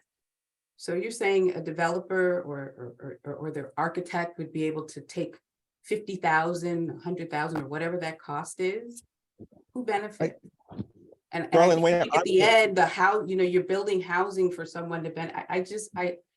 I think we go that way too much. And I think we think down on people who really need assistance, who live in South Norwalk, and it's not an architect or it's not, we're talking about these things like we've got land and we're going to do all those things. I even have an issue with us talking about funding the housing authority. The housing authority is a federally funded organization, and we give a lot of money for them to maintain their facility. Where's the government in this? We continue to do this. There's a population of people who are not in housing, who can't afford the market rate rents, but they're stuck right there in the middle. And I think we have to keep our eyes on that. When we talk about affordable, it's always workforce housing, which means you're making well over what most frontline folks are making. And this sounds just like another program that's not for folks who really need it. When we talk about doing those things, that's just. So Darlene, I'd raised the question because I just want to make sure that everybody who participates in the program gets all their costs covered. I hear your point, but that's why I raised it. Because I want to make sure that there's nothing that people get stuck with. Right? I get that point. Yeah, that's. So I don't know, I'll defer on that. I just want to go through these things. Yeah, I interrupted you. So continue, Tom, please. Excuse me, Tom, before you go through, I just want to caution this August body about we're using certain terminology, workforce, low income. We need to understand that the majority of the citizens that we are elected to serve, a lot of them are struggling with being able to be sustainable and thriving. So however you write it and when you write it, I'm not going to say it's South Norwalk because I know tons of people throughout our city who are struggling to maintain housing. I'm not trying to take us back to the budget, but several of you gave public comment during the budget cycle that your neighbors were struggling to stay in their homes. So I don't want us to think that it's only South Norwalk. Don't get me, there's people there too. But throughout our city, there are people who need this assistance and that, as Darlene is saying, are falling in the gaps. So when you're adding on all these things, let's just make sure, and Tom, I hear your point, I think it's a strong point, but let's just make sure that we are really helping and not hindering people. That's it. Okay. Just to move on, just because I know time's moving on. So I had some questions about the committee structure. And so typically, and I'm not saying we have to do this, but just when you thought through the structure of the committee, I see you don't have mayoral appointment and council approval, right? Is that intentional?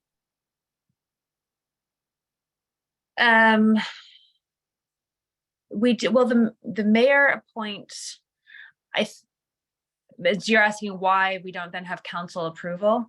Yeah, like we do on other committees. Is that intentional? Yeah, I don't think that was intentional. I think, I mean, I don't know if anyone else correct me, but Brian unless it's because we have 2 council members on it. And so I don't know, Brian, that's a good Well, we question have that to- I don't recall us really discussing one way or the other. I sat through a couple of those meetings, Tom, and for the life of me, I cannot remember that question being asked. I know that we talked a lot about how the committee was going to be put together. But in terms of mayoral appointments, I don't believe that came up. That's certainly something we could talk about, though. Okay, again, I have a bunch, so I don't want to take everybody's time here. Yeah, This- but I think we want to be as consistent as possible unless there was some reason not to. So I think that is probably just an oversight that needs to get added. Okay, how did you come up with 2 council members versus 1 council member and let's say another member of the community? Again, this is a little different than we normally do. That's why I asked the question. Doesn't mean it's right the way we normally do it. I'm just saying. Hey, I was think that that- something that was brought up? We had a little conversation over that, right? Yes, at our last meeting, again, you're seeing the last version. It's not the first version. So at our last meeting, we wanted to make sure that the voices of the people who would be directly affected was supported. And so we needed to make a committee and have the dynamics of the committee there to support the people who, those resident citizens that would be on the thing. And so we had to increase it, and we were trying to be creative in the way of increasing the number of committees, and we landed on 2 common council members. Again, that was our last, this is the last version. The best way to see is to watch the video, but we landed there. That's not where we started. That's where we landed. Gotcha. So it seems And to I- me. Oh. Go ahead.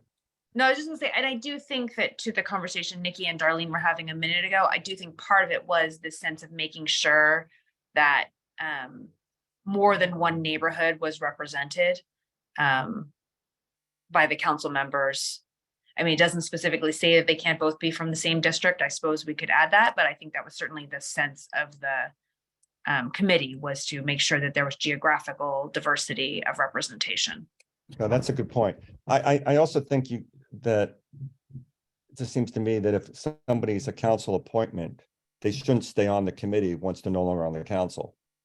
I'm talking about the council members. Anyway, just keep going. We can talk about all these later. The approval you talked about, Nora, I think we got to go through the approval process. That wasn't clear to me how it's approving. And and what that process is. But you mentioned that. Just another quick question, and this is a technical question, maybe 1.3C. It says all funds deposited in the affordable housing account are subject to deed restrictions. I take it that means that any money that's expended for a project, that project is subject to a deed restriction. Is that right? Correct. Yeah, okay. So it's not the And- funds, right? Yeah. Right, and Steve can talk to this more, but that is currently a requirement of the workforce housing regulations, that any project that received these funds be subject to those restrictions. And so we just wanted to make sure that it carries through, because there is the potential that there can be funds in this affordable housing account that come from other sources. Again, the city could put money in, there could be grant money. And so it would become, I think, administratively very complex to try to parse out the different sources of funds then out, in which were subject to deed restrictions, et cetera. So we wanted clarity that just all of them would be across the board. That also, I think, really speaks to the concerns of a lot of folks in general in the community about affordable housing rolling out of affordability at a certain point. And so this would make sure that funds that are projects that receive these funds remain affordable. Okay, so That makes said, sense. Darlene, I know, has raised concerns about those restrictions as they relate to ownership options, because when they are deed restricted and yet owned, then that limits the ability of the homeowner to sort of develop, potentially to develop the wealth, the family wealth from it. That is one of the goals of homeownership. So it's a complex issue that I think we're alert to the complications of and may need to be discussed further. Thank Okay. you, Nora, for raising that. Yeah, all right. I should let other people go. I'm sorry. I come back to me or not. Ed, do you have some things that you'd like to raise? Some questions? Yeah. just a couple of points. I think those deed restrictions in those in other types of projects that involve affordable housing, they tend to wane over time, so that the idea is not to be able to sell the thing for a profit, soon, but because there's ownership involved over time and over a significant period of time, I guess, in most cases, then those restrictions are effectively diminished. So just to clarify, the workforce housing regulations as currently written require these to be restricted in perpetuity. These are not ones that wane over time. Right. I'm referring to other ones where you do have that. So in other words, where you do have, because there's ownership, and you don't want to deprive owners of that type of that type of acquiring an asset over time, that means something, that's meaningful. In New York City, for instance, they do, or they used to do a lot of that in the 80s, where basically over time the restrictions basically went away to such an extent that you could actually sell your property for something closer to market value than you could for the first 10 or 15 or 20 years. But that's a separate issue.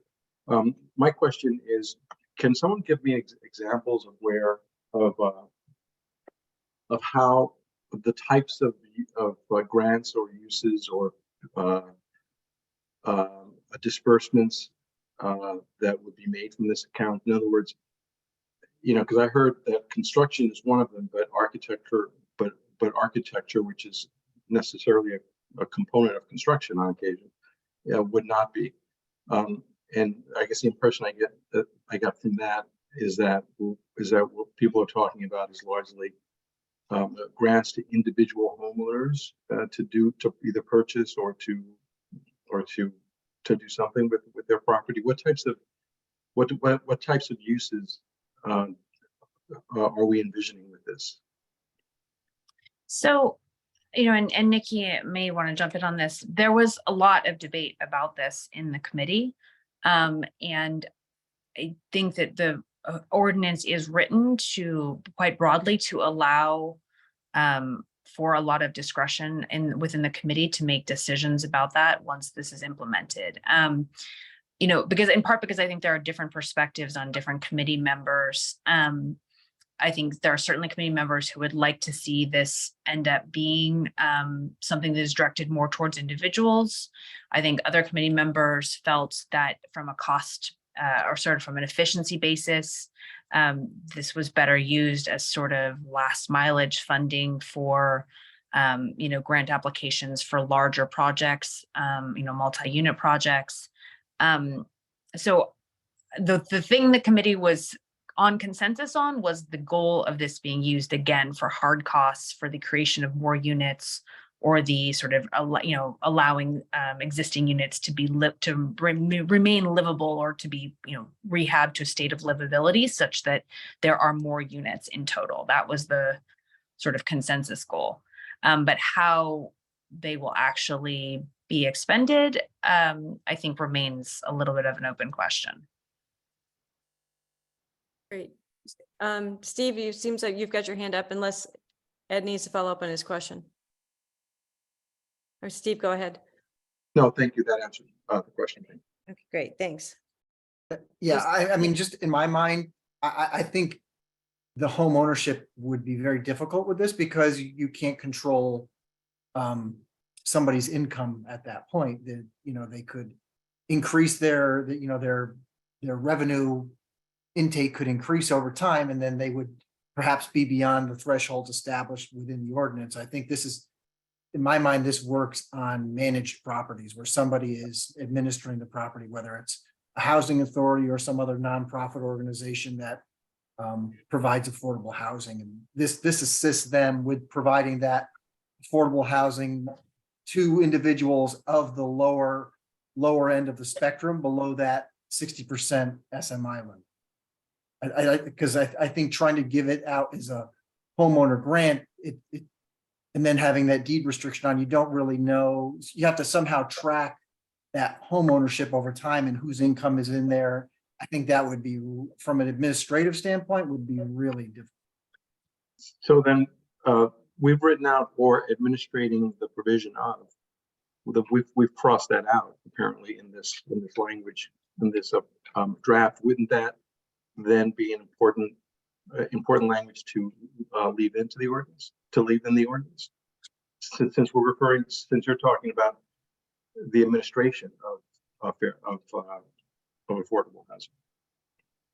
Well, so a couple of things first, that is actually why we took administering out. The committee again felt very strongly that they didn't want these funds to kind of get dispersed into essentially being management fees or, management costs for existing housing. They really wanted to be used for new units or to salvage units so that they remain. So I think the administering was taken out deliberately to prevent that. To Steve's point, I think the committee recognizes the challenges of doing affordable home ownership, but it is very important to a lot of members of the committee, I think for a lot of very strong policy reasons that I think, this body is very aware of. And I think that part of our hope is that by having a committee that is charged with this, it creates space for creativity, creates space for folks who have expertise in this area to help come in and potentially design or develop something or figure out, lessons we can learn from other places. Again, I think the goal is to leave it open, and the ordinance very clearly allows for this money to be used for rental properties or home ownership properties, but that's part of why we wanted that language in there. Is that potentially this committee comes up with a way of administering it, or comes up with a grant that they can participate in, or an organization they can partner with. I think, we recognize the difficulties there, but I think people on the committee felt very strongly about sort of keeping that possibility open in hopes that there are ways of doing so effectively. And I think, as this committee discusses it, if the deed restriction is in the ordinance is in the regulation, and the money comes from the regulation. And so I do think we have limits there, but that's potentially something this committee should discuss with Steve if there is something we want to do there on that point or not. I think there's also people who feel very strongly that having the deed restriction in perpetuity is a value add, because we don't want to be investing city money in something that in 20 years is no longer affordable. So I think we're very open. I think that's a very open point for discussion. So I was thinking at this point, maybe the thing to do is for Tom and me to sit down, perhaps with you, Nora, and Nicole, and kind of go through and make this, as you guys know, that there's sort of like a template that we use for a lot of our ordinances. For instance, definitions usually come after the purposes, blah, blah, blah. So we could come down and put it a little bit more in the Norwalk code of standard practice. And then if there's some other comments that people have that they might want to share, please let us know, share with Nora, and we can incorporate those into the next draft. And hopefully we'll have a good draft for the next meeting that we can maybe be able to take forward to hearing. Any other thoughts before we? Yeah, I just to put a sort of a dot on that last point. It seems that what I'm hearing is at odds with what Steve thinks is the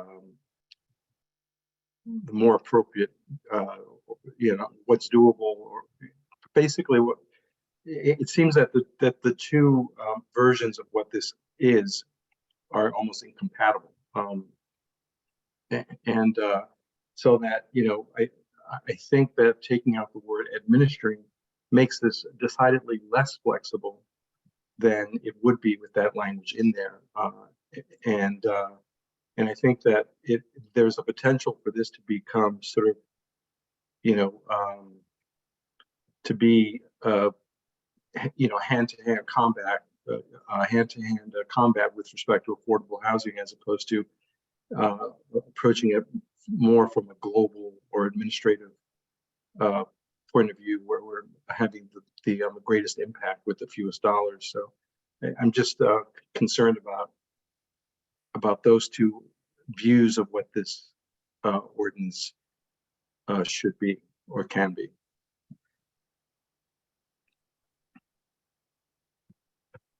Yeah, Steve, please.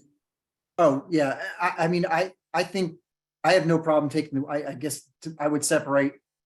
What I had mentioned earlier was if, like, to me, the soft costs of it, such as architectural fees, engineering fees, I would not categorize that as administrating. I think administrating to me is more maybe what Nora was saying about managing the accounts and the processing of the accounts. I think you could add a word in instead of administrating in for like developing or something like that, which might encompass those kind of fees or so those kind of costs, like the architectural engineering soft costs.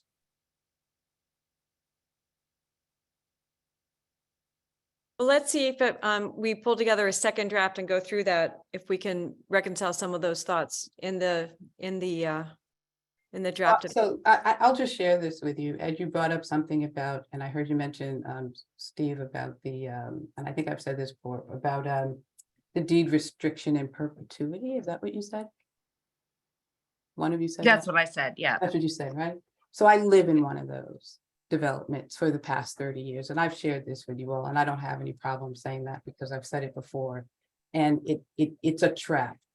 And so as a city, we need to really be thinking differently about how we are going to move forward with providing housing, affordable housing, low-income housing for people.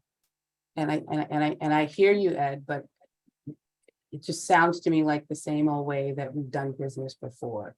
And we really need to do it differently if we're truly interested and committed to this issue.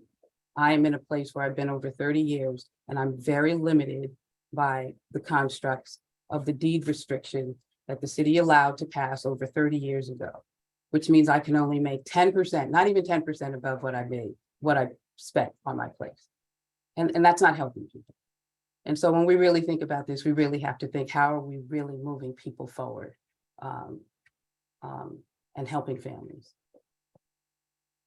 And I don't think that this conversation right now is doing it. I think we're working on it, but we've got a long way to go.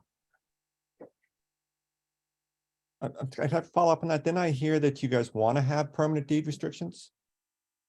I think to some degree, I think there's something a little different that happens when you say that with deed restrictions, because it can work for you. Who benefits from a deed restriction? Particularly if you're talking, well, this was a home ownership program, so I own my home, but I don't have any real assets because of deed restrictions. And the same thing happened with Columbus Court. So when we talk about this, we really need to be thinking a little differently about some of these things. Just putting that out there. Yeah, I was just a little confused because Nora, I thought you said this would be permanent deed restrictions. Yeah. It would, and this is, I mean, so this is, we discussed this in the committee some, and I think this is an ongoing issue we need to grapple with. So the zoning regulation that is currently providing the bulk of these funds requires deed restriction in perpetuity for projects receiving those funds. And so that is already required for these funds. We added it into the ordinance because for administrative consistency, because we couldn't see any way that the account could basically have some portion of the funds that come from the zoning regulations be deed restricted, but then if there are funds coming in from other sources like the city not being subject to that, then in essence you end up needing to have two separate accounts, which sort of defeats the whole point of having a pooled approach here. But I think it's tricky because I very much hear Darlene's point, right? Deed restrictions do not serve the purpose of building equity in affordable home ownership programs. However, I think deed restrictions in perpetuity are highly desirable for rentals, because otherwise you have developers who agree to a deed restriction for 10 years, and at 10 years in one day, they start trying to figure out how to evict their affordable tenants, right?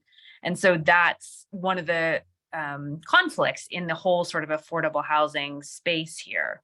And so I think very open to thoughts and ideas if there's some better way we could handle the deed restriction issue here, given the existing zoning regulations, and or Steve, if the zoning regulations are being changed in relation in the new zoning rewrite in general, that certainly is an issue we should visit before we sort of put it in the ordinance. I think right now it does reference, as amended.